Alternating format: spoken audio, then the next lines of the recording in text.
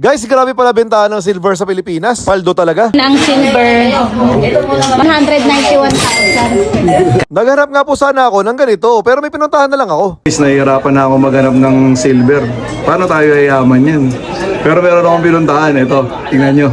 Mukhang yayaman na tayo dito. Papaldo tayo rito. Guys, nahanap ko na yung papaldo sa atin, guys.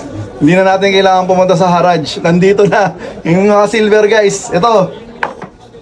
1 kilo. 2 kilo. 3 kilo. No? Kilo yan, guys.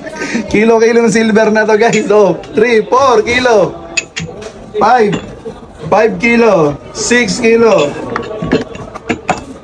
7 kilo. 8 kilo. 9 kilo.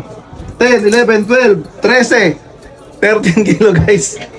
Paldo tayo dito, guys. Yan. Huwag na tayo mag-garage, paldo na to.